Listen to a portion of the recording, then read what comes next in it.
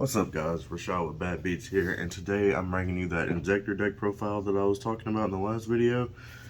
This has been one of my favorite decks throughout all time, ever since the deck came out.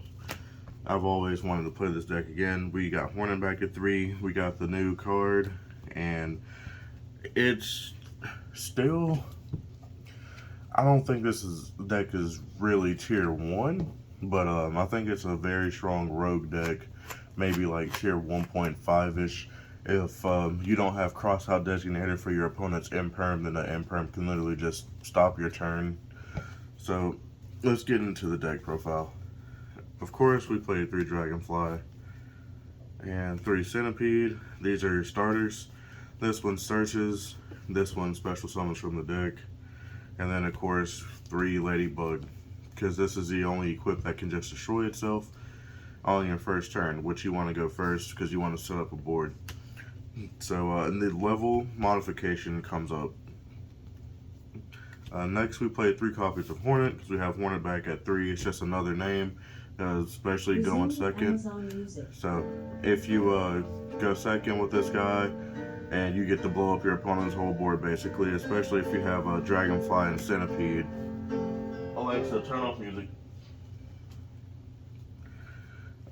Next, we play 2 Giga Weevil. This one special summons one from the graveyard. He can summon himself back. And then we have the 1 copy of Mantis. Mantis cannot summon himself back from the graveyard. And that is all the Inzektor monsters that we play. And then next, I play 2 Bee Troopers. I play Scale Bomber because it's a level 3 free summon, just in case I open with it and need an extender. And then we play Sting Lancer for the combo because he allows us to search for a Bee Trooper spell or trap when he's special summoned. Also, if you just draw this card, it's pretty good right now. You will have something in the graveyard for sure. Your opponent uses their DPE to blow up one of your cards. They go to activate the DPE. You activate your Sting Lancer and you put it back in the extra deck. They've already used the fusion material, so they can't summon it again. So definitely thinking on siding 2 more copies of this card if I play this deck at locals, which I do plan on playing at this locals. But this one's pretty good to just draw, but you really want them in your hand so that you can, or in your deck so you can summon them and search your card. If he's already in your hand, then you can just summon him from the deck. His onboard effect is pretty good itself. When a monster activates an effect, you contribute an insect to destroy it. Next, the only hand trap I play is 3 Nibiru. I just feel like I want to go in second cards so I can try to play against the Scythelog. Was pretty much all it was. And then next, my last monster is Oliver, and then the 3 copies of Durandal. So the reason you play this in Inzektor now is it's an additional starter as long as you've got one of these names. If you open up with Centipede and no Ladybug, then you get to equip the Durandal to the Centipede, activate the Durandal, search the Oliver, blow up the Durandal, and then that triggers your Centipede. Since the equip was destroyed and went to the graveyard, you'll get to search your Zektrike, Kaio, or whatever other piece you need. And if you had to normal summon him, it's going to be Zektrike. And then Oliver himself, you don't want to open or it makes all these dead, so that makes drawing into these later just horrible if you open the Oliver, unless you put your Oliver back with Sting Lancer, because you put one of your cards, one of your opponent's cards on the bottom. So you can put your Oliver back and then use this again later in the same game. But Oliver destroys an equip to summon himself, so the 3 Inzektors that just equip themselves to the hand, you'll equip one of them to one of your starters, and then you'll use Oliver to blow it up, and then that'll trigger the effect. So that's why we play this package. It's really good in this deck, and I've been really liking it in testing. Next, we of course play 3 of the new spell. So if you don't know what the new spell does, you send an Inzektor from your hand or field to the graveyard as cost to activate it, and then you either equip an Inzektor to an Inzektor from your deck, or you special summon an Inzektor from the deck. You're 9 times out of 10 you're going to be special summoning Dragonfly from the deck with this card. Next, all the Inzektors are dark monsters, and you can afford to banish 1 Giga Weevil 1 ladybug, and 1 hornet. I would not recommend banishing a dragonfly or a centipede, but you might just have to get a play started. So we played 3 copies of Allure of Darkness just for more consistency. You want to have centipede and dragonfly in your opening hand, one or the other. So you just want to play as many ways to get to those as possible. Inzektor is basically playing 3 additional copies of one of the 2, as long as you have another Inzektor card in your hand. So that's why we play the Allure, so we can dig in the deck a little bit deeper. Next, more cards for the Scythe Lock. It's just going to be really prevalent this format, so I decided to main Droplet, or not Droplet, I'm sorry, Forbidden Chalice, to help mitigate that. Then we played 2 of the Zek-Caliber Sword, just another really good equip for Inzektor that also helps you since you just need equips on your guys. And then I played 2 Cocoon of Ultra Evolution. This card helps you play through hand traps, which is why I play this card right now. So what it does is you tribute an insect monster on either player's field that has an equip, and you summon an insect from your deck ignoring its summoning conditions. So what 9 times out of 10 what happens is you normal summon Dragonfly, it gets impermed, and then you're like, well, like I can't do anything from here. If you have this card and in any of the mini equips in the deck that we play, then you can just activate this card, tribute off the Dragonfly to summon a new Dragonfly from the deck, and then use that new Dragonfly's effect to equip from the grave like whatever else you had, and then it lets you go from there. And then this also lets you recycle the one that you just tributed off the board so that you still have all of them for the full combo. Because the second effect of this card is when it's in the grave once per turn, you banish it, shuffle 1 insect back into the deck, and draw a card. So it just helps you like in every way possible. Like it doesn't remove the combo pieces from your deck, it gives you another card. It's been really great.